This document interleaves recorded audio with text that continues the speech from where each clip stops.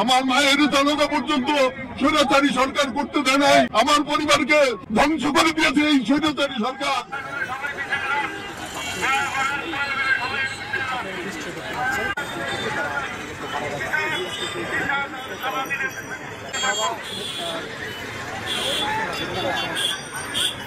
Raju video করো, খালি দ্রুত আসো, দ্রুত।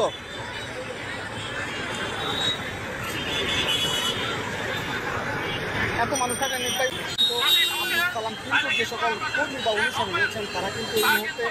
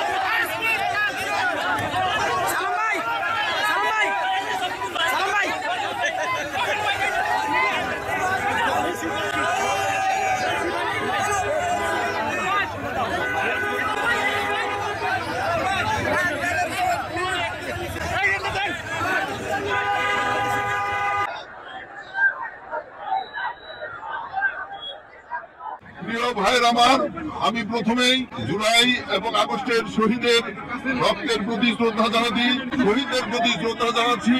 প্রিয় বন্ধুগণ আমার, 17 বছর এই কারাগারে আবদ্ধ ছিলাম।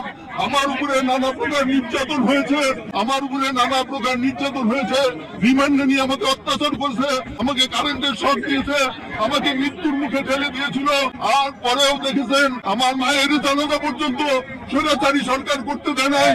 আমার স্ত্রীকে নিরাপত্তা আইনে মামলা দিয়ে তাকে হ্যারাসমেন্ট করেছে, আমার পরিবারকে ধ্বংস করে দিয়েছে এই স্বৈরাচারী সরকার। প্রিয় বন্ধুরা আমার, শুধু আমার নয়, আমাদের প্রিয় নেত্রী দেশনেত্রী বেগম খালেদা জিয়াকে কিভাবে 2বারের 3বারের প্রধানমন্ত্রী কিভাবে নির্যাতন এবং নিপীড়ন করেছে আপনারা সবাই জানেন। আমাদের প্রিয় নেতা তারেক রহমানকে এই দেশে আসতে দেওয়া হয় নাই, তার উপরে বিভিন্ন মামলা দিয়ে তাকে আজকে বাইরে রাখা হয়েছে। আমি আশা করি আপনারা ধৈর্য ধারণ করবেন। আমরা বিএনপি এবং অঙ্গ সংগঠনের সমস্ত নেতা কর্মীরা আমরা যাতে তারেক রহমানের যে নির্দেশ, সেই নির্দেশ বাস্তবায়ন করতে পারি, এই দিকে আপনারা জানেন।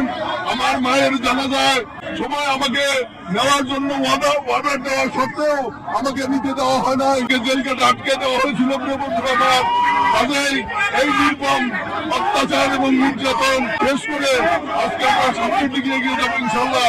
আপনাদের কাছে অনুরোধ জানাই, আমরা এখন জিয়াউর রহমানের বাজারে যাব।